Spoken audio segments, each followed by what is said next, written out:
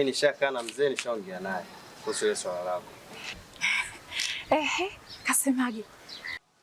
Yaani mimi sitaki kwa sababu wewe sio muoaji na sio mkaji na wanawake wewe. Mimi nakujua vizuri sana. Kila shetani ana mbuyu wake. Kwa hiyo yule kuoa wanawake sio wangapi siwe sababu ya kwamba eti sasa ndo asioe mwanamke mwingine. Kaa na mama yako muongee muelewane kwa sababu mkubali mkatae mimi nitaoa tu. Mimi hata kitokee nini mimi naoa. Nimeongea vizuri na mzee na mimi nimemuelewa. Kuhusu yule mwanaume unaotaka kuolewa naye. Kiukweli kwamba baba hajamlizia. Yule ana skendo isiyokuwa mzuri.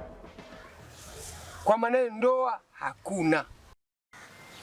Lakini baba. Lakini nini? Mimi nadhani umemsikia baba alichokisema.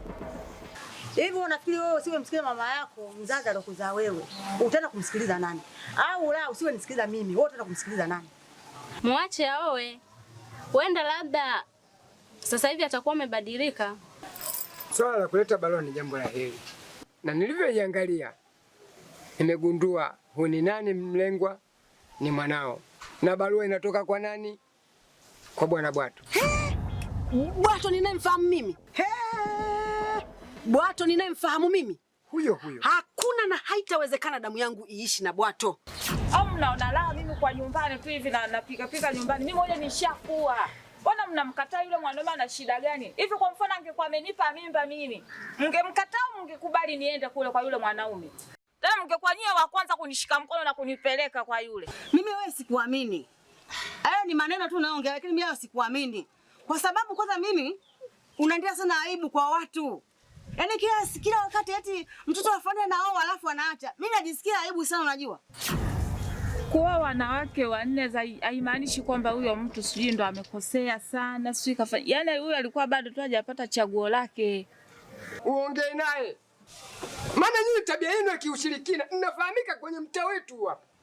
Familia ya kishirikina. Sihitaji kabisa. Acha kushika watu uchawi. Ushirikina unatoka wapi tena na mambo ya ndoa babangu? Yanatoka wapi tena mambo hayo? Ila wewe kumbuka kuwa umezaliwa. Hujashushwa tu hapa duniani. Yule mamako kakuzaa.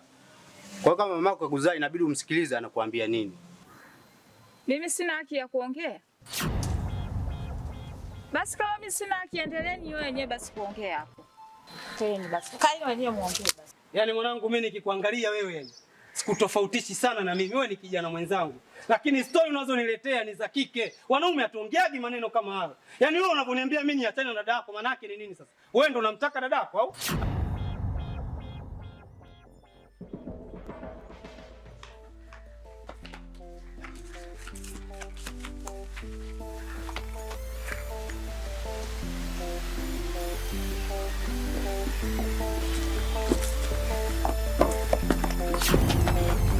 Tulia hivyo. Tulia hivyo.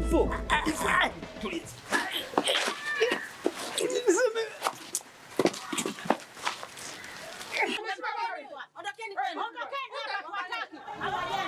Wewe sikiliza nikwambie, sisi hatuogopi panga. Kipindi cha Idi Amin mimi nilikwepa risasi.